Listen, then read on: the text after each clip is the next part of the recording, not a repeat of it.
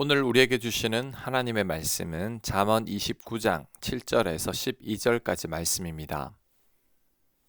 7절 의인은 가난한 자의 사정을 알아주나 악인은 알아줄 지식이 없느니라. 아멘. 의인은 가난한 자의 사정을 알아준다고 합니다. 하지만 악인은 알아줄 지식이 없다고 합니다. 왜 그럴까요? 의인은 자신만 생각하는 사람이 아니라 타인을 생각할 줄 아는 사람입니다. 그래서 다른 사람들의 아픔에 공감하고 긍휼의 마음을 품습니다. 그러니 가난한 자들을 보면 내 고통처럼 느끼고 그들을 돕고 싶은 마음이 드는 것입니다. 하지만 악인은 자신만 생각하고 타인을 전혀 생각하지 않는 사람입니다. 옆에 누가 고통스러워하든 말든 내 아픔과 내 고통을 먼저 생각합니다. 그러니 가난한 자의 사정도 전혀 모르는 거죠. 그렇다면 오늘 말씀만으로 의인과 악인을 비교해 본다면 고난과 환난을 겪어본 자와 그렇지 않은 자라고 할 수 있습니다. 동변상련이기 때문이죠. 타인의 고통에 공감할 수 있다는 것은 나 또한 그 사람과 같은 고통을 겪었다는 것입니다. 그래서 고난과 고통의 시간을 보낸 자들은 자신들처럼 힘든 시간을 보내는 자들을 보면 자신을 떠올립니다. 상대를 통해 고통 가운데 있던 나를 보는 것이죠. 그러니 공감하지 않을 수 없습니다. 돕고 싶은 마음도 생기는 거죠. 하지만 고난과 환난을 겪지 않은 자들은 고통 가운데 있는 자들의 마음을 잘 모릅니다. 한 번도 그런 고통을 느껴보지 못했기 때문입니다. 상대가 되어 보지 않아서 상대의 처지가 어떤지를 전혀 모릅니다. 그러니 고통받는 자들을 봐도 강 건너 불구경하듯이 보고만 있는 거죠. 이를 볼 때 만사 형통한 것보다 적절한 고난과 고통이 필요하다는 것을 알 수 있습니다. 고난과 고통이 힘들어도 그것이 오히려 사람의 마음을 더 깊고 넉넉하게 만들기 때문이죠. 고통이 사람으로 하여금 사랑과 긍휼의 마음을 갖게 합니다. 다른 이들을 이해하고 공감하는 마음도 고난과 고통을 통해서 오는 거죠. 울어본 자들만이 우는 자들의 눈물을 닦아줄 수 있고 위로할 수 있습니다. 상처가 별이 되듯이 다른 이들의 마음에 희망의 빛을 비춰줄 수 있는 거죠. 하지만 아무런 고난이나 역경을 겪지 않은 자들은 고통 가운데 있는 자들의 마음을 알아줄 지식이 없습니다. 그래서 누군가 울고 있어도 울음을 그치라는 말밖에 해줄 말이 없죠. 심지어 쓸데없이 울지 말라고 책망하기도 합니다. 이런 사람이 되기보다 우리는 힘겨운 시간을 보내더라도 타인을 이해할 수 있는 자가 되는 것이 훨씬 더 낫습니다. 지금 고난 가운데 있습니까? 내 뜻대로 되는 게 아무것도 없습니까? 고통이 심해서 낙심했거나 울고 있습니까? 지금 당장은 힘들겠지만 그로 인해 속이 깊고 넉넉하고 사랑이 많은 사람이 될 것입니다. 타인의 아픔에 공감할 줄 알고 그들을 위로할 수 있는 사람이 될 것입니다. 이기적이고 교만한 사람이 아니라 겸손하고 따뜻한 사람이 될 겁니다. 가난한 자의 사정을 알고 도와주는 사람이 될 것입니다. 하나님 보시기에 흡족한 사람이 될 겁니다. 그러니 고난 가운데 있다면 조금만 더 참고 인내해야 합니다. 그럴 때 지금보다 더 나은 내가 되어 있을 것입니다.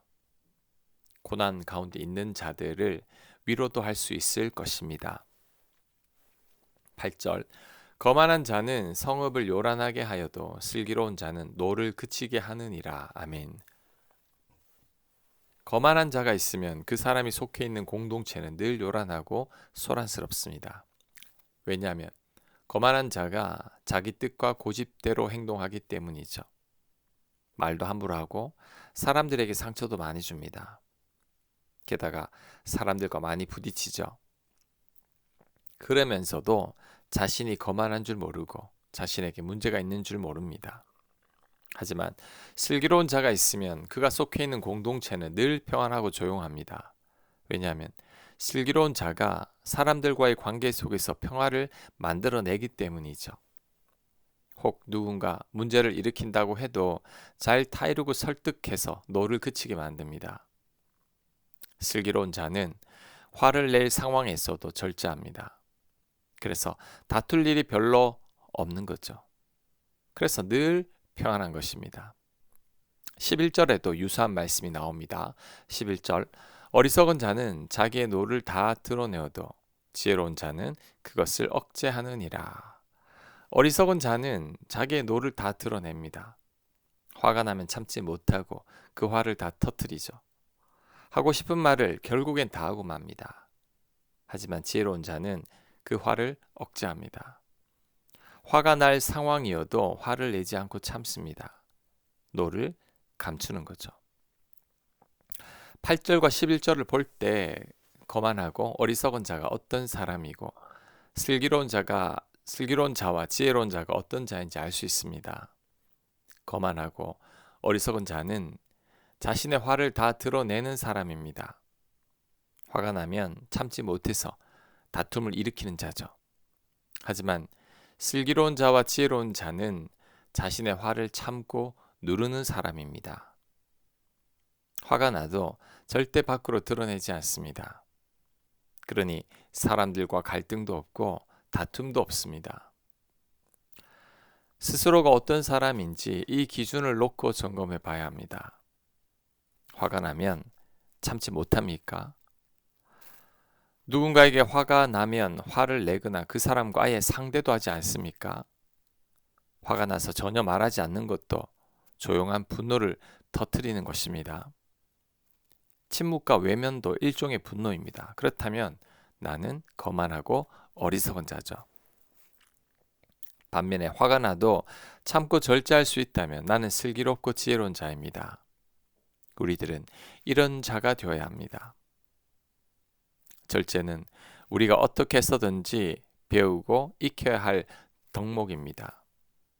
그래야 모든 이들과 잘 지낼 수 있습니다. 내가 속한 모임이나 공동체가 평안해집니다.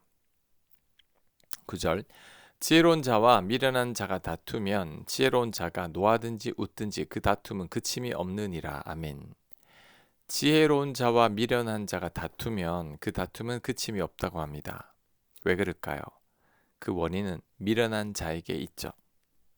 지혜로운 자가 다투지 않고 화해하려고 해도 미련한 자가 받아들이지 않습니다. 지혜로운 자가 그 어떤 방법을 다 써도 소용이 없죠. 그러니 다툼이 그치지 않는 거죠. 그렇다면 아예 애초부터 다투지 말아야 합니다. 미련한 자들과는 논쟁거리를 피하는 게 상책입니다. 갈등에 작은 불씨도 남기지 말아야 합니다. 그럴 때 다툼이나 갈등이 없을 겁니다. 고집 센 사람, 남의 말 들으려고 하지 않는 사람, 자신만이 옳다고 여기는 사람, 이런 사람들과는 아예 다툼을 시작하지 말아야 합니다. 그 어떤 논쟁도 하지 말아야 합니다. 그게 지혜입니다. 그래야 다툼을 피할 수 있습니다. 12절 관원이 거짓말을 들으면 그의 하인들은 다 악하게 되느니라. 왜 관원이 거짓말을 들으면 그의 하인들이 다 악하게 되는 걸까요? 윗사람이 거짓말을 진실로 듣게 되면 그 밑에 하인들은 다 거짓말을 하게 됩니다. 왜냐하면 거짓말로 윗사람을 속일 수 있기 때문이죠. 예를 들면 일하지 않은 하인이 자신이 열심히 일한 것처럼 거짓말을 하고 주인의 환심을 사게 되면 부지런하고 성실한 하인만 손해입니다. 그러니 부지런하고 성실한 하인도 결국에는 주인을 속이게 되죠. 그러다 보면 모든 하인들이 주인을 다 속입니다. 결국 모두가 악한 자가 되고 마는 거죠. 그래서 높은 자리에 있는 자들은 아래에서 일하는 자들을 지혜롭게 잘 분별할 수 있어야 합니다. 선인과 악인들을 잘 분별해 내야 합니다. 사람들의 말을 곧이곧대로 다 들으면 안 됩니다. 지혜롭게 걸러내서 들어야 하고 진리를 파악해서 들어야 합니다. 그래야 공정하고 공평하게 대할 수 있는 거죠. 그리고 이런 분별의 지혜는 하나님께로부터 온다는 것을 알아야 합니다. 여호와를 경외하는 것이 모든 지혜와 명철과 분별의 근본이죠. 그렇다면 우리는 하나님을 더 가까이 해야 합니다. 하나님과 더 친밀하기 위해 애써야 합니다. 그럴 때 지혜롭게 잘 분별할 수 있을 겁니다. 악한 하인들도 걸러낼 수 있을 것입니다. 아멘. 묵상과 적용 질문입니다. 고통과 고난으로 인해 내 마음과 생각이 더 넉넉해졌음을 한번 생각해 보시기 바랍니다. 나와 다른 이들, 고난을 겪고 있는 이들을 나는 잘 이해하고 공감하고 있는지 성찰해 보시기 바랍니다. 기도합니다. 나만 생각하는 자가 아니라 타인의 아픔과 고통을 이해하고 공감하는 자가 되게 하여 주옵소서. 예수님 이름으로 기도합니다. 아멘.